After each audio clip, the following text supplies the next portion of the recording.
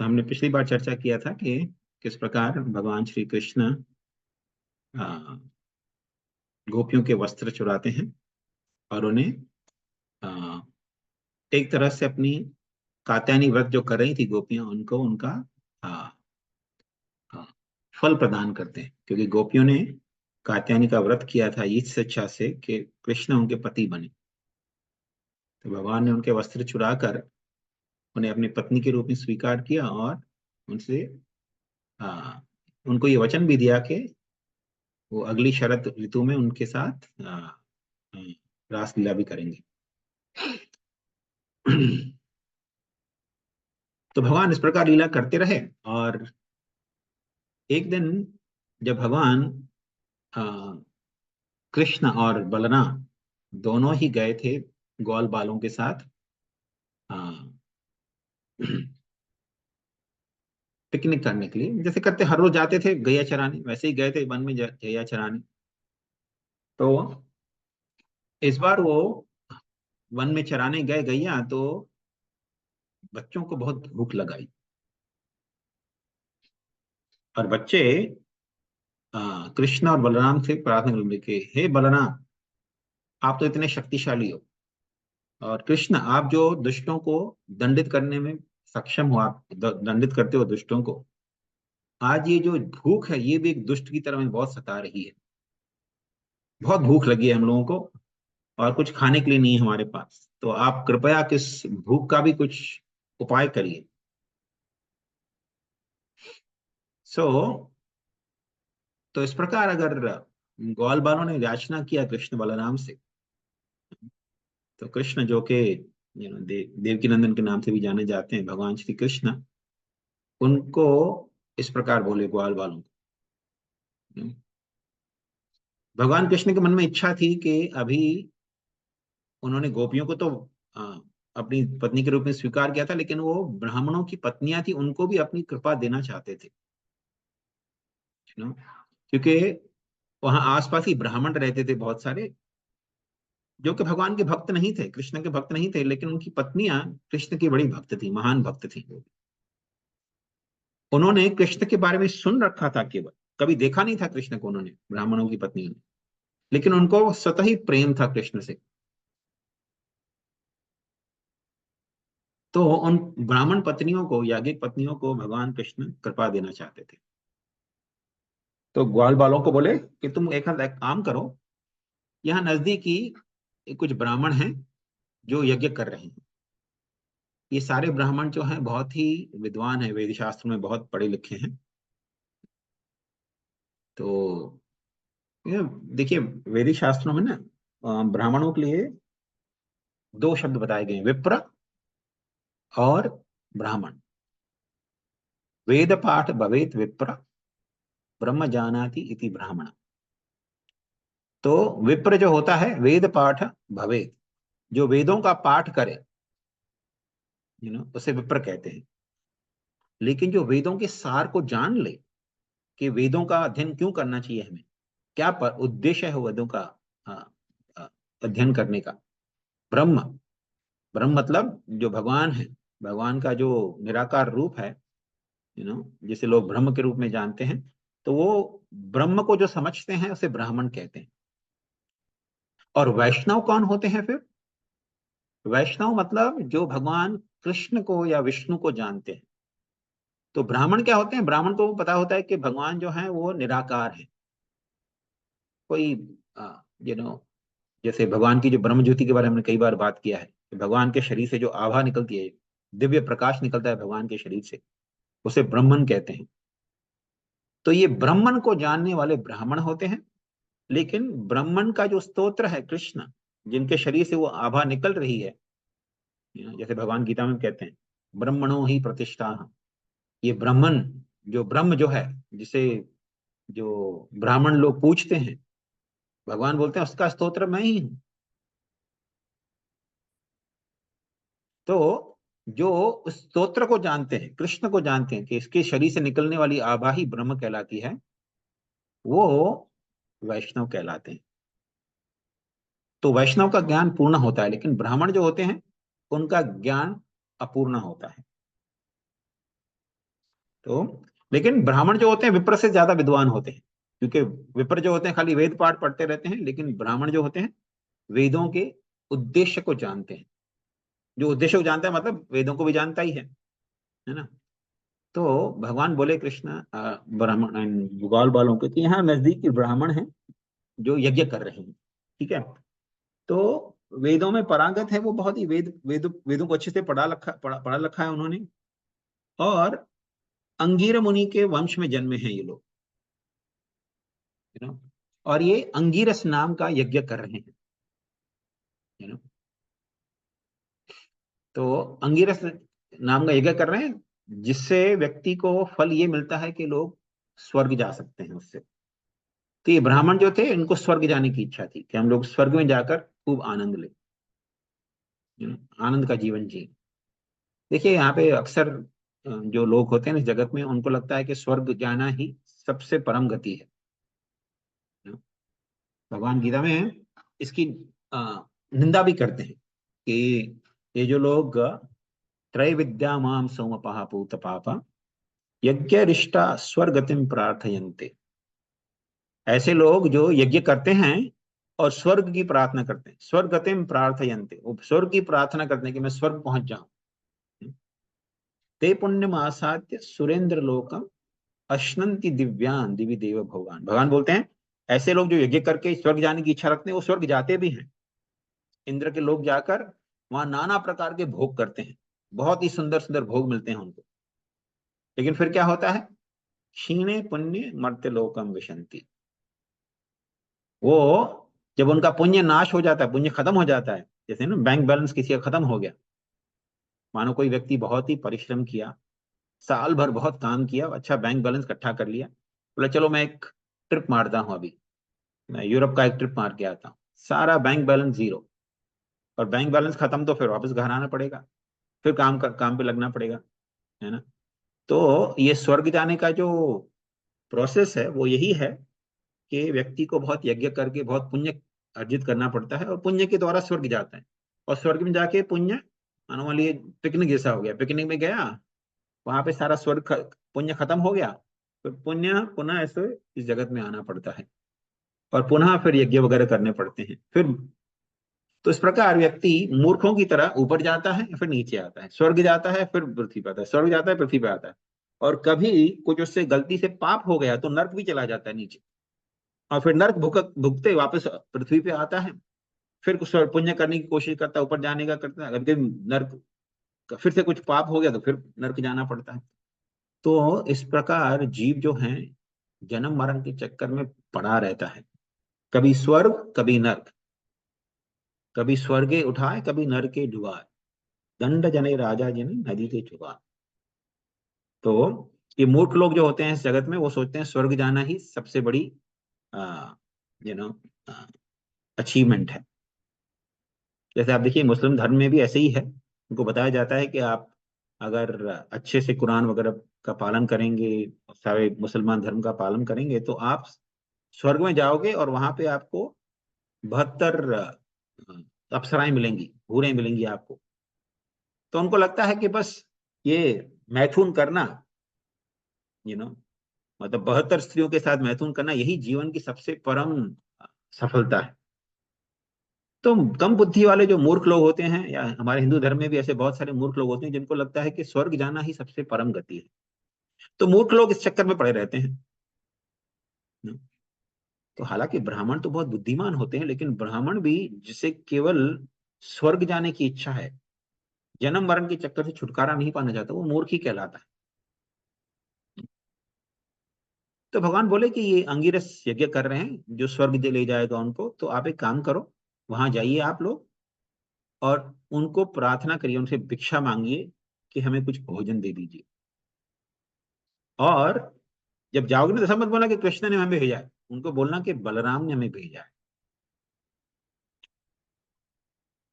और भगवान कृष्ण बताए ये कारण कि क्यों बलराम के बारे में बोलना है, क्योंकि सब लोग कृष्ण को जानते थे कि नंद महाराज का बेटा है, और नंद महाराज और यशोदा माई जो थे वैश्य परिवार से थे, है ना। और वैदिक शास्त्रों के अनुसार, वैदिक धर्म के अनुसार जो भिक्षा देते हैं ना, तो भिक्षा लेने का अधिकार केवल और केवल ब्राह्मणों को है। और क्षत्रिय जब वो वानप्रस्थ स्वीकार करते हैं ना, तब वो भी भिक्षा मांग सकते हैं। लेकिन वैश्य कभी भी भिक्षा नहीं मांग सकते, क्योंकि वैश्य कभी वानप्रस्थ भी नहीं लेते। वैश्य केवल ब्रह्मचारी का ट्रेनिंग लेते हैं और फिर गृहस्थी में पड़ जाते हैं, और उसके बाद कभी वानप्रस्थ संन्यास नहीं लेते। लेकिन क्षत्रिय जो होते थे वो ब्रह्मचारी की ट्रेनिंग लेते थे, फिर गृहस्थी बनेंगे कभी, और फिर वानप्रस्थी ले लेते थे। संन्यास नहीं ले सकते थे वो पहले के जमाने में। तो वानप्रस्थी भी भिक्षा ले सकते हैं। तो कृष्ण इसलिए बोले कि सब लोग को पता था कि कृष्ण तो जो है वो तो है वैश्य परिवार से, लेकिन बलराम जो हैं वो तो देवकी और वसुदेव के पुत्र के रूप में ख्यात है। तो मतलब वो क्षत्रिय हैं। क्षत्रिय के नाम पे भिक्षा मांगेंगे तो शायद भिक्षा मिल जाएगा, लेकिन वैश्य के नाम पे भिक्षा मांगेंगे तो नहीं मिलेगा। तो ये सोचते हुए भगवान ने उनसे कहा कि बलराम जी के नाम पे मांगना, कि बलराम ने हमें भेजा है, देवकी के और वसुदेव के जो पुत्र हैं उन्होंने हमें भेजा है। हाँ, तो उनके लिए शायद दे देंगे। चाहिए तो फिर मेरा नाम भी बोल देना तुम लोग, चाहिए तो, लेकिन बलराम का नाम पहले बोलने के लिए बोले। तो उनको बोलना कि हम दोनों ने आपको भेजा है ऐसे, लेकिन पहले बलराम का नाम बोले। तो जब भगवान ने ऐसे आज्ञा दिया ग्वाल बालों को, तो ग्वाल बाल चले गए ब्राह्मणों के पास, और ब्राह्मणों के पास जाके याचना करने लगे और उनको प्रार्थना करने की, हे ब्राह्मण देव। और खास करके ग्वाल बाल जो बोले, ब्राह्मणों को बोले कि आप पृथ्वी के जो भगवान के समान है इस पृथ्वी पर। जो पृथ्वी पे जो देवता रहते हैं, जो स्वर्ग में देवता रहते हैं, आप पृथ्वी के देवता हैं। तो देवता जो जो ग्वालपाल थे, ब्राह्मणों को पृथ्वी का देवता क्यों कहा, ये बहुत महत्वपूर्ण चीज है। देखिए, पहले के जमाने में जो होते थे ना, लोग ऐसे ही कुछ लोगों को क्या जैसे बोलते हैं हिंदी में, चने के झाड़ पे चढ़ाने के लिए नहीं बोलते थे कुछ भी। जो भी उनका गुणगान करते थे, वो सचमुच में चिंतन करते हुए कि इसके अंदर क्या क्या गुण हैं, वैसे गुणगान करते थे। जैसे आजकल देखिए मीडिया जो है, किसी का भी गुणगान बिना सोचे समझे करते हैं, किसी का भी निंदा बिना सोचे समझे करते हैं। तो इसीलिए आप जो भी न्यूज चैनल पे आता है या न्यूज पेपर में आता है, किसी की निंदा आए या किसी का गुणगान आए, उसे आप सत्य नहीं मान सकते। सब झूठ मूठ में कुछ भी बकवास कर देते हैं ये लोग। लेकिन ग्वाल बालों ने ब्राह्मणों से कहा कि आप पृथ्वी के देवता हैं। क्योंकि देखिए देवताओं के पास बहुत शक्तियां होती हैं। जैसे इंद्र है, इंद्र के पास शक्ति है, इतनी असीम शक्ति है इंद्र के पास कि इस पूरे ब्रह्मांड में कहीं भी वर्षा कर सकते हैं। खास करके इस भूमंडल में कहीं भी वर्षा करनी हो कर सकते हैं। और जहां वर्षा नहीं करनी है, मन नहीं क्या नहीं करेंगे। इंद्र के पास इतना शक्ति है। उसी प्रकार अग्नि जो है, अब देखिए कहीं कहीं यहाँ पे आग लग जाती है, कैलिफोर्निया में अक्सर आग लगती रहती है जंगल में। तो जंगल की जब आग लगती है, तो उससे कोई भी मनुष्य रोक नहीं पाता। बारिश आ गई तो उससे रुक जाती है, वरना मनुष्य के अंदर क्षमता नहीं है कि उस अग्नि को रोक सके। तो ये अभी अग्नि का प्रभाव है। अग्निदेव भी इतने शक्तिशाली हैं, कहीं जंगल में आग लग गई तो उसे कोई रोक भी नहीं सकता। तो अलग अलग देवता जो हैं उनके पास बहुत शक्तियां होती हैं। लेकिन ब्राह्मण जो होते हैं पृथ्वी पर, उनके पास भी बहुत असीम शक्तियां होती थी। अभी तो आजकल ब्राह्मण रहे नहीं ऐसे, लेकिन जो ब्राह्मण होते थे उनके पास बहुत शक्तियां रहती हैं, सचमुच के जो ब्राह्मण होते हैं। इसका हमें कई जगहों पे शास्त्रों में उल्लेख मिलता है। जैसे देखिए, अभी हम लोग भागवत कथा को जो कर रहे हैं, भागवत कथा को सुखदेव गोस्वामी ने बताया था परीक्षित महाराज को। क्योंकि परीक्षित महाराज को श्राप मिला था कि 7 दिन में वो मर जाएंगे। ठीक है, ब्राह्मण ने श्राप दिया था। तो जब परीक्षित महाराज की मृत्यु हो जाती है, तो उनके बेटे जन्मजय, उनको पता चलता है कि मेरे पिता को तक्षक नाग के सर्प ने डस दिया था, उसके कारण मेरे पिता की मृत्यु हो गई। तो उनके जो जन्मेजय महाराज थे, परीक्षित महाराज के पुत्र, उन्होंने सोचा मैं तक्षक के साथ साथ संसार के समूच जितने भी सर्प हैं, जितने भी नाग हैं, उन सबको खत्म कर दूंगा। अब खत्म कर दूंगा तो मतलब ये नहीं कि तलवार लेकर निकले सब सांपों को मारने के लिए, नहीं। क्योंकि पृथ्वी में कहाँ कहाँ, इस पूरे ब्रह्मांड में कहाँ कहाँ सर्प होंगे, कहाँ कहाँ छुपे बैठे होंगे, बिल में कहीं, सब जगह फिर खोदते बैठेंगे। उन्होंने यज्ञ का आयोजन किया, ब्राह्मणों से कहा कि ब्राह्मणों, मैं ये चाहता हूं कि इस संसार के समूचे सर्पों का विनाश हो जाए। तो ब्राह्मण बोले बिल्कुल कर सकते हैं महाराज। तो बड़े यज्ञ का आयोजन किया, जिसमें सारे सर्पों को यज्ञ कुंड में आहुति के रूप में प्रदान करने वाले थे। तो सर्प कहीं भी छुपा हुआ हो, वो मंत्र उच्चारण करेंगे तो मंत्र के बल से सर्प आके अग्नि में गिरते रहेंगे। ऐसा यज्ञ का आयोजन किया, क्या कहते हैं, हमारे जन्मेजय महाराज ने। और ब्राह्मणों के पास इतना बल था, तो यज्ञ शुरू हुआ। पूरे सृष्टि से अलग अलग जगहों से सर्प आकर गिरने लगे अग्नि में, भस्म होने लगे अग्नि के अंदर, यू नो। तो इतने सारे सर्प आके गिर रहे थे अग्नि में, भस्म हो रहे थे, लेकिन तक्षक सर्प नहीं आ रहा था। तो जन्मेजय महाराज ने पूछा ब्राह्मणों से कि हे ब्राह्मणों, मैं देख रहा हूं कि नाना प्रकार के सर्प आ रहे हैं, लेकिन ये जो सबसे अधम सर्पों में जो सबसे अधम है, तक्षक, जिसने मेरे पिता को डसा था, वो क्यों नहीं आ रहा है? तो ब्राह्मणों ने थोड़ा ध्यान लगा के देखा, बोले महाराज ऐसा है कि तक्षक ने इंद्र की शरण ली हुई है। तो क्योंकि उसने इंद्र की शरण ली है, हमारे मंत्र उसे खींच नहीं पा रहे हैं, क्योंकि इंद्र उसकी रक्षा कर रहे हैं। तो जन्मेजय महाराज बोले अच्छा ऐसा है, तो आप ऐसा मंत्र उच्चारण करिए ना कि तक्षक के साथ साथ इंद्र भी आके इस अग्नि में गिर के भस्म हो जाए। तो ब्राह्मण बोला ठीक है महाराज, ऐसा करते हैं।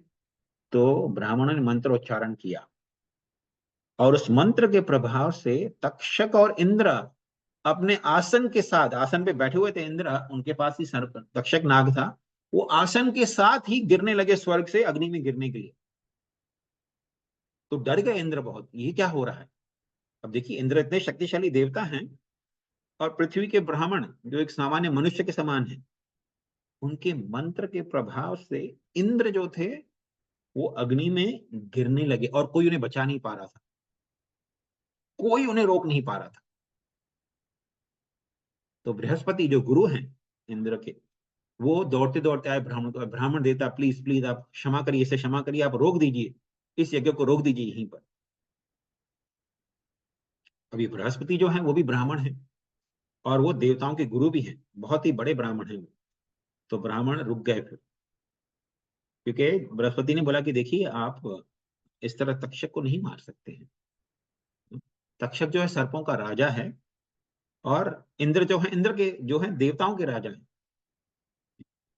आप लोग जो यज्ञ करते हो, उसमें यज्ञ में आप भगवान विष्णु को संतुष्ट करने का प्रयत्न करते हो।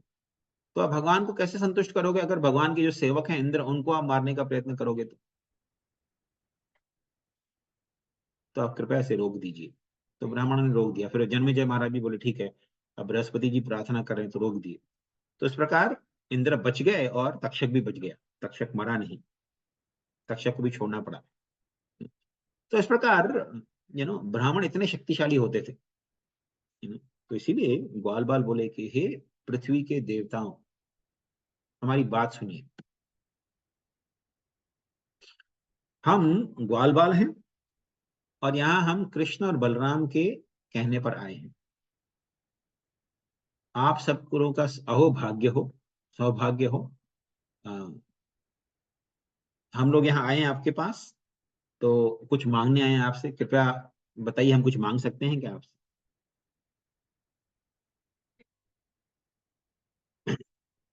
तो बोले कि देखिए कृष्ण बलराम जो हैं, कृष्ण और बलराम, कृष्ण जो अच्युत नाम से जाने जाते हैं, कृष्ण और बलराम जो है यहाँ नजदीक ही गैया चरा रहे हैं। है ना? वो बहुत भूखे हैं, उनको बहुत भूख लगी है, और वो चाहते हैं कि आप उन्हें कुछ भोजन दें। हम उनके लिए भोजन मांगने आए हैं। तो देखिए ग्वाल बाल जो थे ना, ऐसा नहीं था कि खुद भूख लगी है और कृष्ण के नाम पे मांग रहे हैं, नहीं। ये ग्वाल बाल जो थे ना, ये भगवान के शुद्ध भक्त हैं, भगवान के परिकर हैं, भगवान के नित्य पार्षद हैं, तो उन्हें भूख लगना भी केवल और केवल भगवान को संतुष्ट करने के लिए होता है। क्योंकि भगवान के भक्त जो होते हैं, जो कुछ भी करते हैं अपने जीवन में, कुछ भी करते हैं ना, वो केवल और केवल भगवान को आनंद देने के लिए करते हैं। तो अगर उन्हें भूख भी लगती है तो वो केवल कृष्ण को आनंद देने के लिए लगती है, ताकि कृष्ण को अच्छा लगेगा। तो ऐसा नहीं था कि खुद पेटू थे, अपने पेट में भूख पड़ी थी तो कृष्ण के नाम ले लिए, बलराम का नाम ले लिया, नहीं। क्योंकि उन्हें पता था कि कृष्ण यज्ञिक पत्नियों को कृपा देना चाहते थे, और ये भी दर्शाना चाहते थे कि ब्राह्मण होना केवल पर्याप्त नहीं है व्यक्ति के लिए। तो ग्वाल वाल बोले, देखिए हम, हाँ, कृष्ण बलराम बहुत भूखे हैं, वो कुछ भोजन चाहते हैं, और आप तो ब्राह्मण हो, आप तो धर्म के ज्ञाता हो, आप जानते हो धर्म के अनुसार क्या करना चाहिए क्या नहीं करना चाहिए। तो अगर आपको हमारी बातों पर विश्वास है कि कृष्ण बलराम को भूख लगी है, तो आप हमें कुछ भोजन दे दीजिए। तो देखिए, ग्वाल बाल क्यों बोले कि आप धर्म के ज्ञाता हैं, क्योंकि देखिए यज्ञ चल रहा था अभी, ठीक है। तो यज्ञ में क्या होता है ना, कुछ नियम होते हैं। जब तक यज्ञ पूर्ण न हो तो तब तक सब लोग खाना नहीं खाते हैं। लेकिन ऐसा जरूरी नहीं है कि जब तक यज्ञ पूरा नहीं हुआ तो कोई खाना नहीं खा सकता।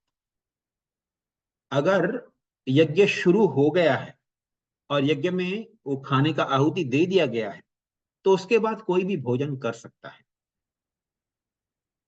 तो इसीलिए ग्वाल बाल बोले ब्राह्मणों के आप धर्म के ज्ञाता हैं।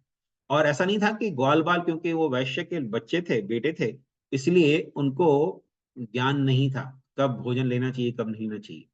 वो बताए ब्राह्मणों को कि देखिए, आपका यज्ञ जो है शुरू हो चुका है।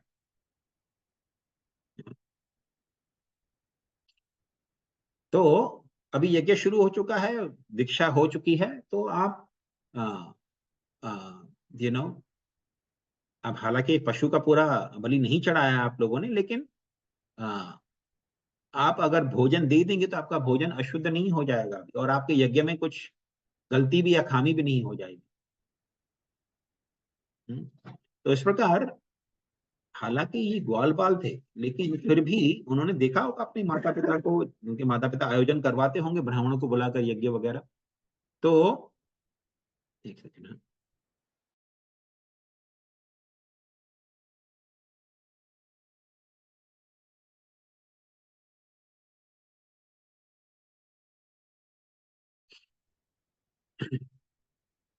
तो तो इस प्रकार, हालांकि ग्वाल बाल ज्यादा ऐसा नहीं बोल सकते ब्राह्मणों की तरह विद्वान थे, लेकिन फिर भी उन्हें पता था कि कब भोजन ले सकते हैं कब भोजन नहीं ले सकते यज्ञ के समय।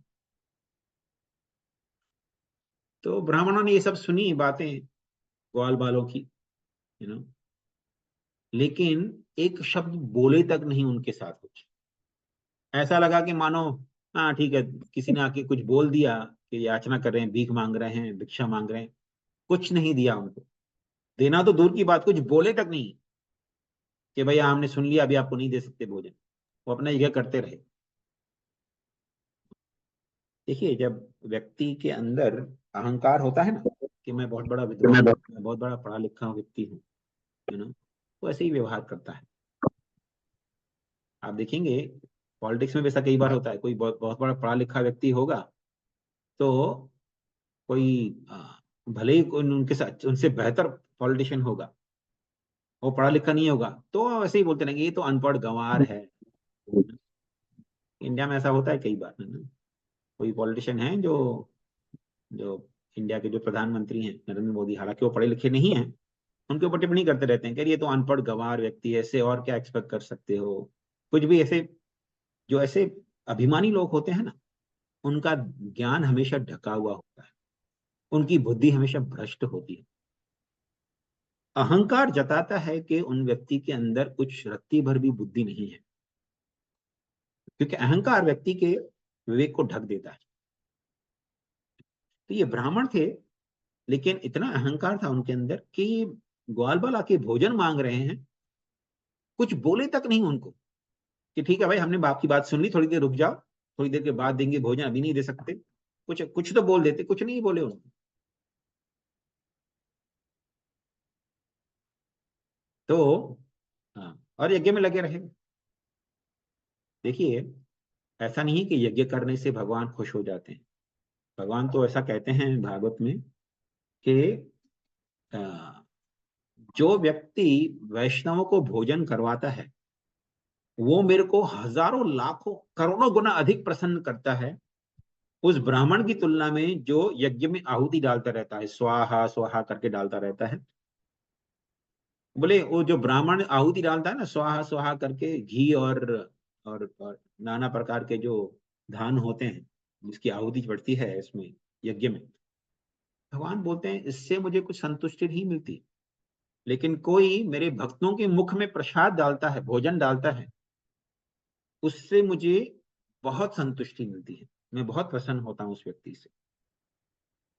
तो ब्राह्मण ये सत्य को नहीं जानते थे,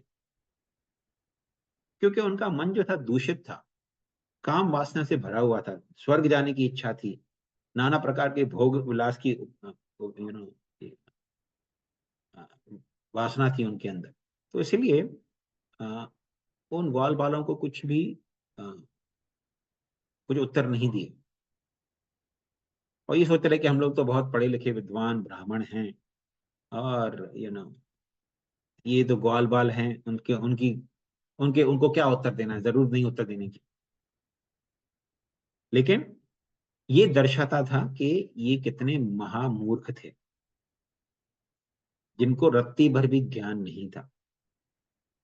देखिए, अगर हमारे घर पे कोई मेहमान भी आ जाए, यू नो और हम मान लीजिए हम भोजन कर रहे हैं, उस समय कोई मेहमान आ जाए हमारे घर, जो व्यक्ति बैठे भोजन करता रहे और मेहमान को पूछे तक नहीं कि भाई आप आइए थोड़ा भोजन कर लीजिए हमारे साथ, मेहमान बैठा रहे और खुद अच्छे से खाते रहे, वो दर्शाता है कि व्यक्ति कितना अज्ञानी है। उसमें इतनी रत्ती भर भी ये नहीं है, लाज शर्म नहीं है कि भाई मेरे घर पे कोई मेहमान आया है, और खास करके कोई मांग रहा है भोजन, कि मैं बहुत भूखा हूं, मुझे कुछ भोजन दे दीजिए, या कृष्ण बलराम भोजन मांग रहे हैं, उनको भोजन न देना। चाहे कोई यज्ञ भी कर रहा हो, कुछ भी कर रहा हो, अगर कोई व्यक्ति भूखा आता है, बोलता है मुझे भूख लगी है, तो जो व्यक्ति आ, धर्म के सत्य को जानता है ना, उसे तुरंत भोजन दे देगा।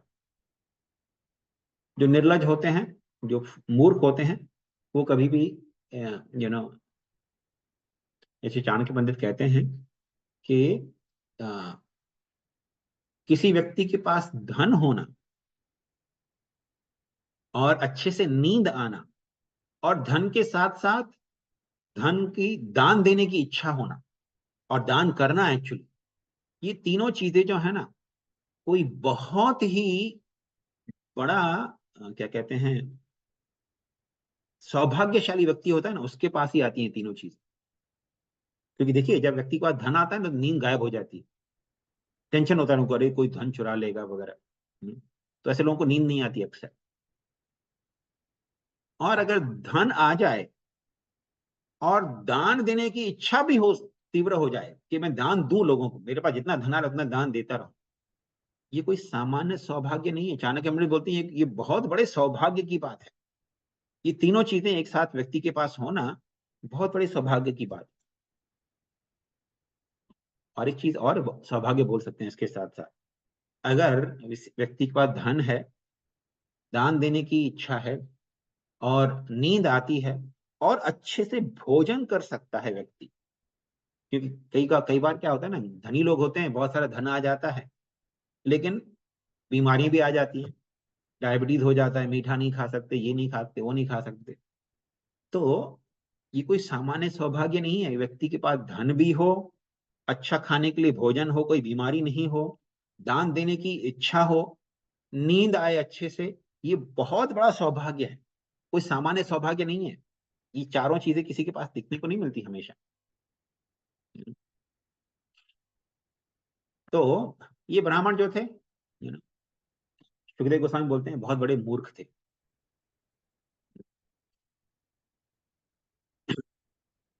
तो कुछ कुछ उत्तर नहीं दिए तो नेचुरली बुरा लगा, ग्वाल वालों को बहुत बुरा लगा। तो हाँ या ना भी नहीं बोले तो अम, फिर निराश होकर ग्वाल बाल कृष्ण बलराम के पास वापस आ गए और सब बता दिया क्या क्या हुआ, हमने किस प्रकार भिक्षा मांगा, लेकिन ब्राह्मणों ने तो कुछ उत्तर भी नहीं दिया, कुछ बात भी नहीं की हमारे साथ। तो बहुत निराश लग रहे थे ग्वाल बाल। अब ग्वाल बाल इसलिए निराश नहीं थे कि उनको भूख लगी थी और खाने को नहीं मिला, वो निराश इसलिए थे कि ब्राह्मणों ने कृष्ण बलराम को कुछ नहीं दिया, अर्पित किया।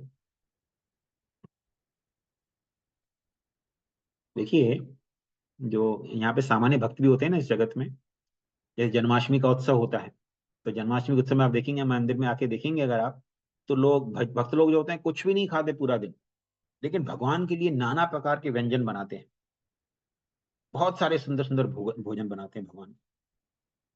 और जन्माष्टमी के दिन तो खास करके हम लोग अन्न भी ग्रहण नहीं करते, जो आज रात्रि के बाद भोजन भी करते हैं तो अन्न अन्न वगैरह नहीं होता उसमें, कुछ अन्न या दाल वगैरह नहीं खा सकते, केवल जो एकादशी का भोजन होता है वही करते हैं। लेकिन भक्त लोग बनाते बहुत हैं, नाना प्रकार के अन्न और दाल वगैरह सब बनाते हैं भगवान के लिए, खुद नहीं खा सकते लेकिन भगवान के लिए बनाते हैं। तो ग्वाल बाल तो भगवान के परिकर हैं, भगवान के पार्षद हैं, भगवान के साथ ही रहते हैं हमेशा, उनसे बहुत प्रेम है भगवान से उनको। तो उनके अंदर तो प्रश्न ही नहीं था कि उनको कुछ काम वासना होगी कि हमें भोजन मिलना चाहिए, लेकिन वो बहुत निराश हो रहे थे कि उन्होंने कृष्ण बलराम को भोजन नहीं दिया। अब देखिए, जब कृष्ण बलराम ने देखा कि ग्वाल बाल बहुत निराश हो गए, तो कृष्ण उपदेश करने लगे ग्वाल बालों, बोले देखो इस जगत का नियम है, यू नो, जब हम भिक्षा मांगने जाते हैं ना, तो अधिक उपेक्षा नहीं रखना चाहिए कि मैं यहाँ भिक्षा मांगने जा रहा हूँ तो ये व्यक्ति मुझे भोजन कुछ दे ही देगा भिक्षा में। भिक्षु का अर्थ ही है कि उसे जगह जगह पर धुतकार मिल सकती है। तो हम जब भिक्षा मांगने जाते हैं तो कभी ये नहीं सोच लेना चाहिए कि मैं बहुत बड़ा भिक्षु, बहुत बड़ा भिखारी हूं मैं, मुझे सब लोग भोजन भिक्षा देनी चाहिए, नहीं। तो एक बार ऐसे मुझे एक चुटकुला याद आ रहा है। एक व्यक्ति कहीं भीख मांगने जाता है, भिक्षा मांगने जाता है घर पे, तो बहू थी घर पे, तो बोली नहीं कुछ नहीं हमारे पास, जाओ। तो भिक्षु बेचारा निराश होकर जाने लगा, तो बाहर से एक बूढ़ी औरत आ रही थी। बोली क्या हुआ, क्या करने आए थे यहाँ पे? बोले मैं भिक्षा मांगने आया था। तो क्या हुआ? बोले वो लेडी ने बोला कुछ भी नहीं है हमारे घर पे, जाओ। बोले ऐसा बोला तुमसे तुम्हारा? मैं उस घर की मालकिन हूँ, आओ मेरे साथ। वो सास थी उस लड़की की। तो बोली आओ मेरे साथ, है ना। तो भाई तो भिक्षु लगा रहे अच्छी बात है ना, ये तो उस लड़की ने तो मेरे को देने से मना कर दिया, ये बूढ़ी औरत शायद उसके अंदर थोड़ी करुणा है, दे देगी मुझे भिक्षा। तो ले गए अपने दरवाजे के पास, बहू को बुलाया, बहू इधर आओ, तुमने क्या बोला उसे, कुछ खाने के लिए नहीं है? बोले हाँ नहीं, मैंने बोला नहीं है। बोले तुम कौन होती हो बोलने वाली? फिर भिक्षु बोली मैं इस घर की मालकिन हूँ, मैं बोलती हूँ कुछ नहीं है, जाओ यहाँ से। तो इस तरह भिक्षु को भगा दिया। तो भिक्षु मतलब धुतकार मिल सकती है जगह जगह। तो आप लोगों को निराश नहीं होना चाहिए। आप लोग, हाँ, अब ऐसा करिए, अब आप ब्राह्मणों के पास मत जाइए, ब्राह्मणों की जो पत्नियां हैं ना, उनके पास जाइए, उनको कहिए कि वहां यहाँ पर कृष्ण आए हुए हैं बलराम जी के साथ। अब भगवान बोले, बलराम बलि को बोलने की जरूरत नहीं है, बोलना कृष्ण आए हुए हैं बलराम जी के साथ, संकर्षण के साथ, ना? बोले वो तुम्हें निश्चित रूप से भोजन दे देंगे, क्योंकि उनको हमारे प्रति बहुत प्रेम है। ब्राह्मणों की पत्नियां जो हमसे बहुत प्रेम करती हैं, तो आ, उनकी बुद्धि में हम ही लोग वास करते हैं, तो वो तुम्हें निश्चित भोजन दे देंगे। तो आप जाओ ब्राह्मणों की पत्नियों के पास और उनसे याचना करो। कभी 8:17 हो गया, इसके बाद जो का जो कथा है हम अगले हफ्ते करेंगे, कि जब ग्वाल बाल जाते हैं ब्राह्मण पत्नियों के पास तो क्या होता है आगे, है ना। तो इसका चर्चा थोड़ा लंबा है कथा, तो समाप्त नहीं कर पाएंगे, तो इसका कथा हम आगे करेंगे अगले हफ्ते। सबका बहुत बहुत धन्यवाद। किसी का कोई अगर प्रश्न वगैरह है तो 1-2 मिनट है हमारे पास। कर सकते हैं। जय हरे कृष्ण प्रभु जी। हरे कृष्ण प्रभु जी। हरे कृष्ण हरे कृष्ण प्रभु जी, थैंक यू। बहुत बहुत धन्यवाद। थैंक यू प्रभु जी। थैंक यू प्रभु। हरे कृष्ण। थैंक यू हरे कृष्ण प्रभु जी। थैंक यू प्रभु जी, थैंक